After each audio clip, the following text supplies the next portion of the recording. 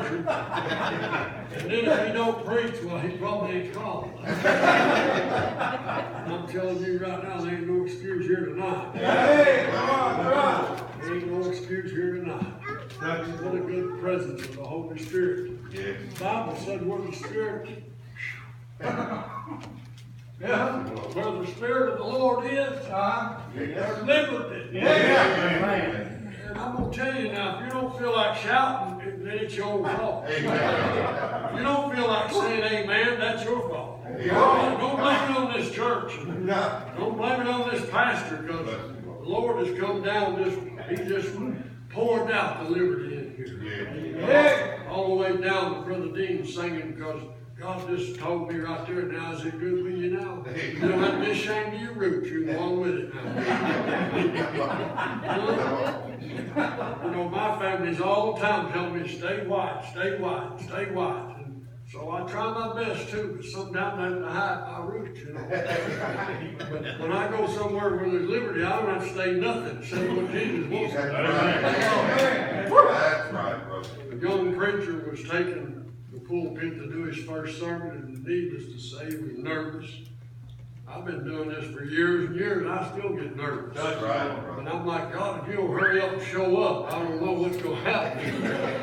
But you know, he's here tonight, so I'm just so happy, because all I got to do is just be a voice piece. But anyway, he went to his pastor and said, I need some help. I'm just so nervous. And you know, what do I do? He said, well, first of all, you got to get the attention of the crowd. If you don't have their attention, you can't preach to them. So you got to get their attention. He said, well, what did I do, preacher, to get their attention? What did you do? He said, well, I told the people that some of the happiest years of my life were spent in the arms of another man's wife. He said, then when they all raised their eyebrows and looked, I told them it was my mother. That's right. So that's the punchline. Well, come time for him to preach then the following week, and he took the pulpit and he got up there, you know, and told everybody, he said, some of the happiest years of my life were spent in the arms of another man's wife. And he said, for the love of it, I can't remember right now who it was.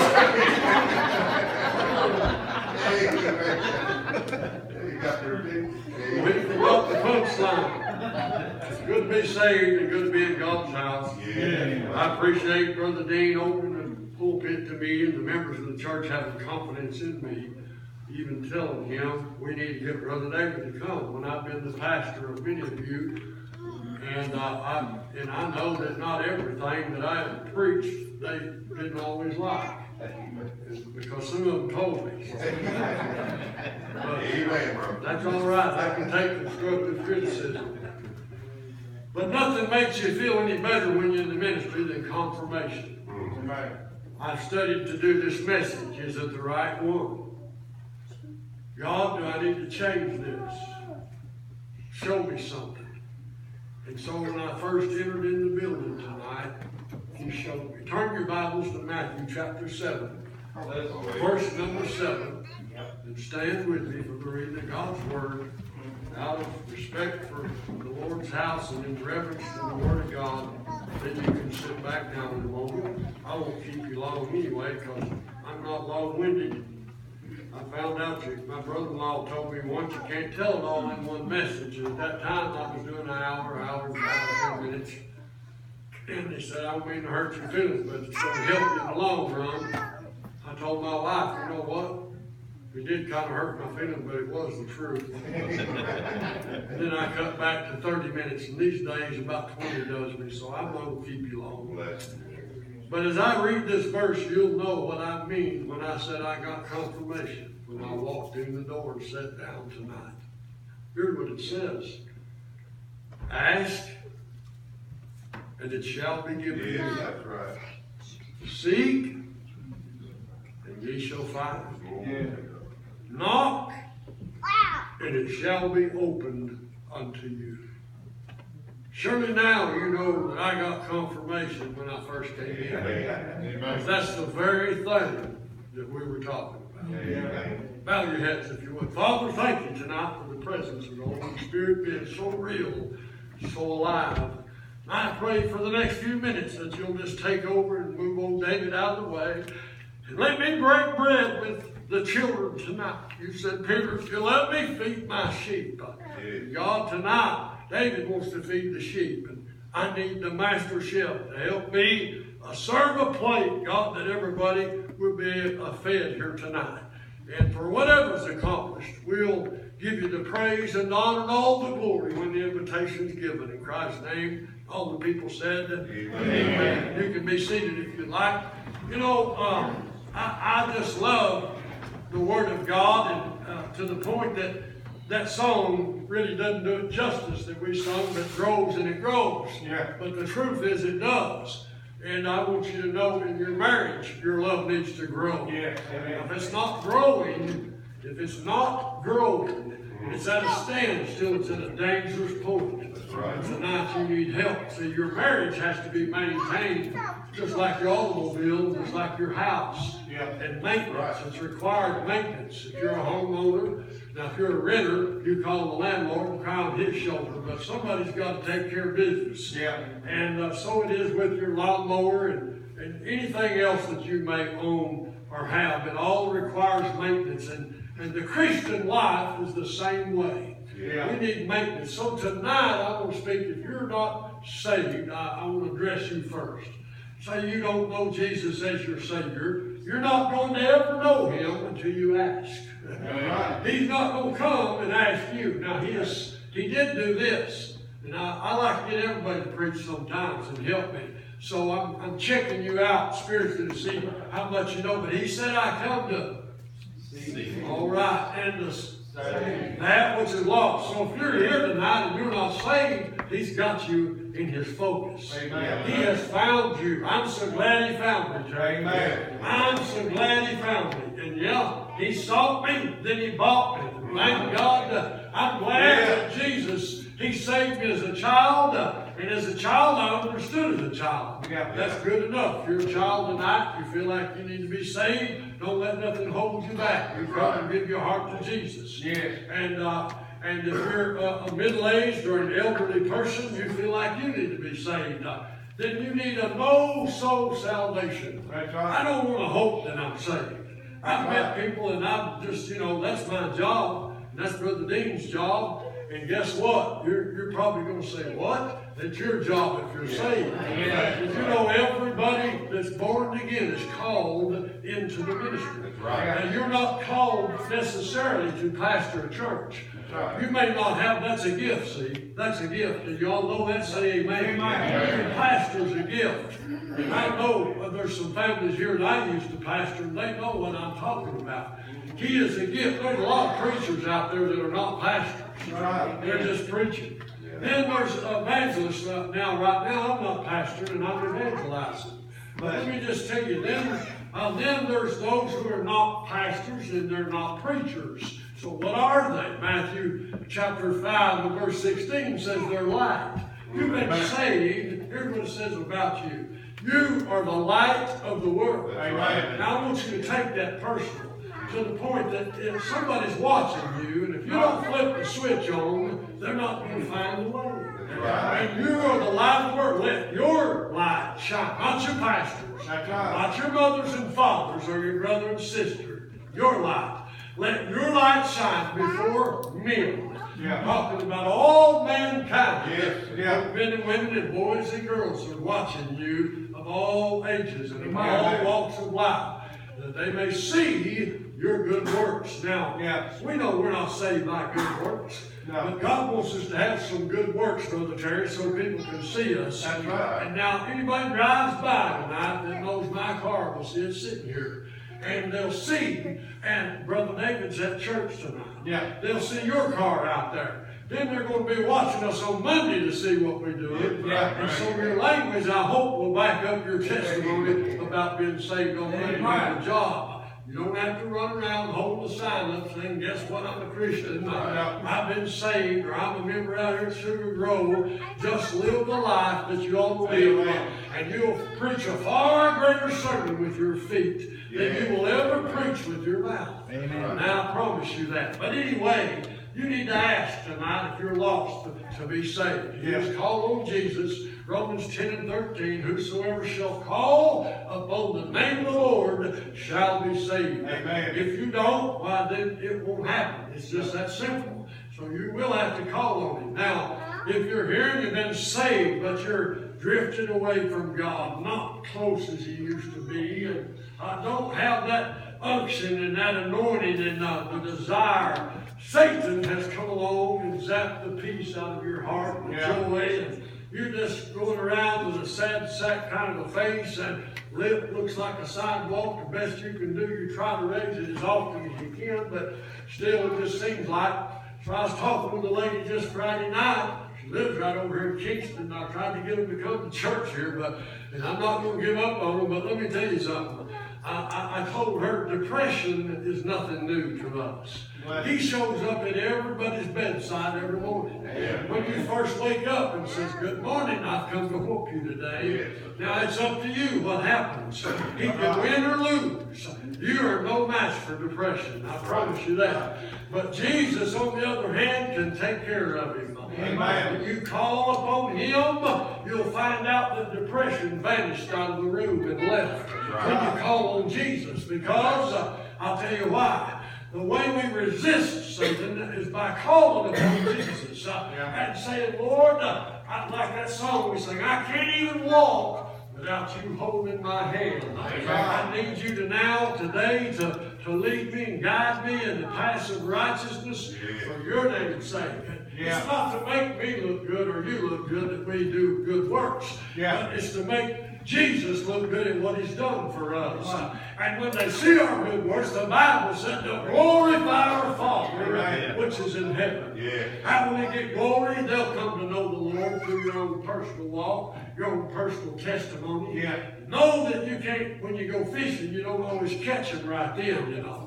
But on down the line, you'll get a hook in them somewhere, and then be careful how you reel them in. You'll find out that Jesus will do exactly what He said and teach you how to become fishers of men. Amen. I heard a prayer tonight, a request. A few of them I heard, but one that stood out in my mind was those that need work. And so I'm going to pass something on to you on a sure way to get a job.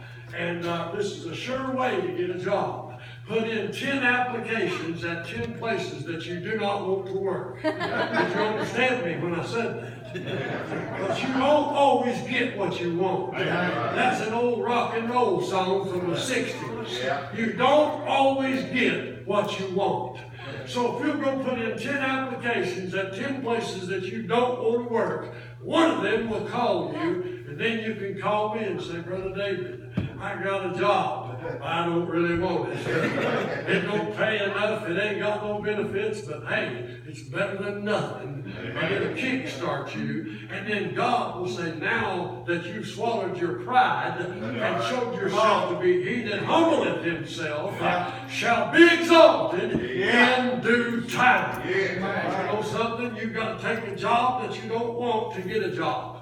Now, I've told you how to find one. If you don't find one this week, it's your own fault. You keep trying to go for the big money, the one with all the benefits. And I know where it's at, and they're not hiring right now. So you might as well go and do what I said and put an application in someplace you don't want to work. I've heard more people say, I don't flip no hamburgers. Well, stay there and starve then. Because listen, it ain't going to get no better till you decide, I guess I could do that for a while. Man called me the other day. He said, I need some help right now. I mean today. I said, what are you looking for? I need some young, strong men. I said, well, you got the wrong one on the phone for sure. but I do know some that are young and strong. He said, we're tearing out sheetrock, jerking out the carpet. Exit 317 in Crossville. And you guys can handle that kind of work. Probably start you out maybe $10 an hour. And it's temporary right now, but it could lead into something permanent. Hard labor, that's what it is. Yeah. Hard labor. Blood, sweat, and tears is how you and I got saved. Yeah. Right. Jesus went through hard labor. Yeah. Oh, you and me, Brother Dean. That's right. I believe when he died, Yeah. he died for me. Yeah. And I've been the only one lost. I Yeah. believe Jesus would have went to the cross just the same and died for me. So you've got to ask, then you got to seek. And by seeking, you'll go out, you know, Yeah. and you'll look. You'll go out. Don't sit there and do the telephone thing. If there's anything that aggravates employers, is somebody calls them at 10 or 11 o'clock in the morning, which indicates they must have just got up. Yeah. And now they're calling, see, and usually they'll say, I don't suppose you're hiring right now, are you? That sounds like somebody really wants a job, don't it? Yeah. My dad said, listen, you go and pack your lunch, take it with you, prepared to start that day. Yeah. And when they tell you we're not hiring, we don't need nobody, say, I'll be back tomorrow. Yeah. And not when the man said, no, it ain't no sense in coming back because it ain't going to change. Well, come on back anyway. Yeah. I've gotten jobs and when I was younger. I got one time up there in Louisville, Kentucky, and told the car dealership I'd outsell anybody he had. He called the man over, a big cigar smoking fat guy. He said, sit down here just a minute. Tell Tennessee how many cars you sold last month. Called me Tennessee. And this guy said 34. Well, it's only 31 days in a month. He sold 34 cars. That's a lot of cars. Yeah. He said, so you're saying you'll outsell him? I said, yes, sir, that's what I'm saying. He said, you got the job. And I sold 2 cars the next month. And then we had a Saturday morning sales meeting, and he said, Tennessee, what happened to you? You told me you was going to blow old Terry off the map. Old big cigar smoking Terry, he had $1 million personality, and he could sell ice to an Eskimo. I said, well, listen, boss man, I sold you on hiring me, and that was my aim that day. So you got to go after what you're going after and get what you're going to get at the moment. But anyway, I stayed there for a while and then went on to bigger and better things. But you got to go seeking. Then you got to knock. You got to knock. You know, go. In other words, you put feet on your prayer. Some of you's heard me tell this story, and I'll probably tell it till I die. But I love it because it's putting feet on your prayers. And a beer joint opened up not far from the church house. And the church members were so disappointed. They said, we're going to have to pray this place will close. And they're so loud down there, they're disturbing our services and stuff. And we need that place to close. Something's got to happen to it. And they prayed and prayed. And finally one Sunday night, somebody stood up and said, let's go down the street and see this sister I know down there. Little old lady named Sister Isabel down there, and said when she prays, she's got the spirit of Elijah on her. Yeah. Well, they went down there and talked to her. She said, what is it, children? They went to the door and they said, just beer joint. We need you to help us pray. That thing, something will happen to it. Just destroying our church. And lo and behold, it burnt down that week. I mean, she prayed and it burnt to the ground that week. Well, they went back to her house and said, you got to tell us. We need to know. How do you have such a powerful prayer life? And so she went in the kitchen and said, y'all come in here with me. And she grabbed up a big old box of kitchen matches and shook them. Said, you got to put feet on your prayers. Don't nobody burn down no beer joint. But the fact is, you do got to get out and do some action. There has to be some action. You got to become Action Jackson when you want to get results. And you go to act things. I want to tell you this tonight. Little girl, 10 years old, and this is a true story, in Chicago, Illinois. Her name was Mary. She was sitting at her house, and her mom was so sick, and she was the only source of income, but now she wasn't able to work. And this was years ago. There was no welfare system back then, and their lights and water had been cut off, and they had nothing to eat, and they were just sitting there, and her mama was so sick, burning up with the fever. But little Mary went on. Her mama said, you want to go to church, honey. And just down the sidewalk a piece, all she had to walk, not very far, a few blocks, you know, there's a lot of churches in Chicago, a big city like that. And so she went down there to church that Sunday, and lo and behold, the preacher preached the same message I'm preaching to you tonight. From Matthew chapter 7, ask, seek, and knock. And you know, at the close of his message, Mary walked down the aisle and asked the Lord to save her. She got saved there that Sunday morning and was to be baptized in the next baptizing they had. And you know something? That she went to the preacher after church and said, was that message really true, preacher, all of it?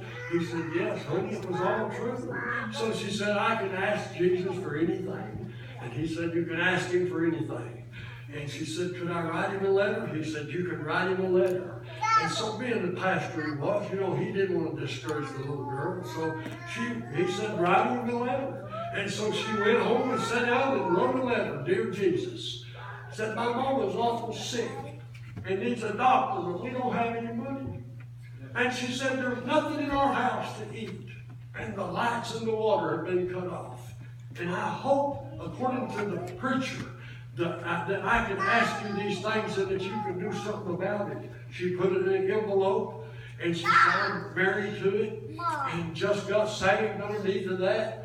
And then she didn't even put a stamp on it and addressed it to heaven. Took it out there and put it in the mailbox. Well, the postman, he come by and got it out of the mailbox. And of course he went to the post office with it and took it back there where they sort mail, and all the postal clerks, and they were laughing about it. Said, look here, I got this little letter that Mary wrote to Jesus. And he held it up and showed it to them. Said she didn't even put a stamp on it. And they said, well, open it up and read it. And so they opened it and read it. And by the time he got through reading, there wasn't a dry eye in there. Yeah. And one of the postal clerks said, well, I don't know about the rest of you, but I'm going to go pay the light bill. Yeah. One of them said, I'll go pay the water. One of them said, I'm going to go get some groceries. And one of them said, I'm calling my doctor to go see the mother and see about her. And so lo and behold, all of that happened. And then next Sunday, Mary come back to church. Well, the preacher delivered his sermon, and at the close of his message, he said, has anybody got a word you'd like to say from the Lord? And Mary stood up. And she said, preacher, I'm only 10 years old, and I've only been saved for 1 week. But I found out that Jesus is light in a dark time. Yeah. I found out He's water when you're thirsty. Yeah. I found out that He's bread when you're hungry. Amen. He's a doctor when you're sick. Yeah. I found all that out just in 1 week's time. And so I just had to stand up and testify for the Lord. Amen. You're here tonight, you're not saved. You'll get saved if you'll ask Him to save you. If you're here and you've lost your joy, you can get your joy back. Come on to the piano. If you'll ask Him. You know what? People's ultimate dream is joy unspeakable and full of glory. Yes. And every born-again child of God ought to have that kind of joy. Isn't that right? Amen. We ought to have the joy, that the joy down in my heart. We ought to have that. Everybody ought to have peace that passes all understanding. Peace that passes all understanding. I know some folks that are peaceful, but I understand why. They've got everything in the world. They got a fistful of money, got big fine cars and big fine homes. It looks like they got it made in the shade. And so they're just melancholy, ain't they? Laid back, not worried about nothing. Lost and on their way to hell until you and I, that are the light of the world, go to them and present the gospel to them. They'll die in that shape. And then when they do, they'll find out their money will not buy them a ticket to heaven. Yeah, right. I want you to know tonight, I don't care what you need. I'm glad I came in when I did and heard what I heard. Because this is confirmation to what you all said, and that was confirmation to the message tonight. Surely you know by now, God has arrived in the building and spoken to everybody here and said, you can get what you need. So look, a lady said to me, I've got so many troubles, I don't even know where to start. And I said, but my husband says that you're just a great preacher. I said, well, God bless him for saying that about me. But I'm not too great, but I know a man that is. And his name is Jesus. She said, I've got so many troubles.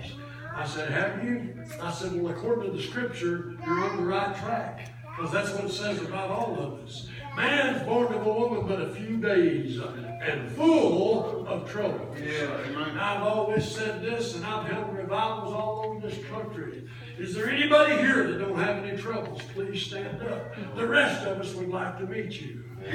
Nobody has ever stood, Mickey. Because everybody's got troubles. I'm glad because I'm a Christian and you that are saved, we have a reason to rejoice beyond above and beyond all of that. What is it? My name? I said it's my name. Do you all know what I'm talking about? It's been written down in the Lamb's Book of Life. I'm glad, so glad. Are y'all glad tonight? I'm glad I know Jesus, and Jesus knows me. And when He comes, and He is coming, and when He comes, oh, what a shout will rise across the vaulted skies. When Jesus comes, in glory bright, we'll leave the lonely shades of night. All sorrow will be past. Eternal joy at last. When Jesus comes, Is that preaching? Are y'all getting it? I don't know if y'all are not. Somebody say amen. I'm getting it. I'm glad tonight to stand up and declare Him. I'm not ashamed. I'm not ashamed of the gospel of Christ. He is a friend that sticks closer than a brother. Isn't that right? He's better to me than anybody's ever been to me. Ain't nobody do me like Jesus. Jesus do me right. He touches me when I need Him to. He blessed me when I need blessing. He's corrected me when I've been out and about. He showed me mine through His Word how to get in. After I got there, He showed me how far I was out. I'm so glad that He made me to lie down in green pastures. He made me to walk beside still waters. And when I'm in the valley, He restored my soul. In the very presence of mine enemies, He prepares for me a table. When my ways please Him, even my enemies are at peace with me. That's right. Yes. Somebody said, I ain't got no enemies. You ain't doing nothing for the Lord. The devil already got you where he wants you. Because he's attacked my family in so many ways I couldn't begin to tell you. That I've been broken, Philip, and broken and broken and rebroken and down in 100,000 pieces. And He's had to pick me up and put me back together time and time again. I never needed saved once, but I need to be rebuilt a few times. And when your spirit gets crushed, and it will, I'm glad He can come and He's better than super glue. Put you back together and make you understand. I had to take you down to the potter's house so that I could show you how He works on the wheel to mold you and make you. I want Him to mold me and make me. My favorite invitation song, and I want to do this tonight, is called Have Thine Own Way, Lord, while you stand to your feet tonight. I want you to yield to Him tonight and say, have Thine own way, Lord. Thou art the potter, and I am the clay. You want me here in this church? This is where I want to be. What do you want me to do? You don't hear too many hollering now I've been called to preach like we did years ago. That's right. You don't hear that much. That's right. But you know why? Because they found out that you can't please man. So they decided, these young people, God, I'll do about anything but that. But I know too many people that you just can't please them. Well, you got to quit trying to and learn that you must please God. And if you're pleasing to God, don't you worry about people. Please God. Worry about what He don't think about you. He knows about you. And stop worrying about what people think about you. Ask tonight, and you'll get it. Seek, and you can see results. Knock, and it shall be opened unto you. And just as sure as little Mary wrote that letter to heaven and got results, you'll get results. I have confidence in God. I have faith and trust in Him. He has been there, and I'm telling you, I can tell stories all night long. I do. When I was young, I had to preach about David in the lion's den. Daniel praying 3 times a day, and Shadrach and Meshach and Abednego. Those are all great stories. Noah in the ark. But now I'm old, and I can tell you about my own personal experiences. My own personal experiences. I was burnt nearly to death in a gasoline tanker, April the 1st, 1979. The state trooper said 1 in a million can survive that. If you belong to Jesus, you're that one. Amen. And I belong to him. They said, how did you make it? I said, there was a fourth man in my fire. The devil's tried to burn me up. He's tried to drown me. And he's tried to shoot me. And I'm still preaching. Amen. And by the grace of God and with his help, I'm going to the end, Dean. Yes, Because amen. I can't wait. Amen. Now I want you to know, when we bow our heads for just a moment and close our eyes, Doug, if you'd play softly. Has the Lord spoke to you tonight?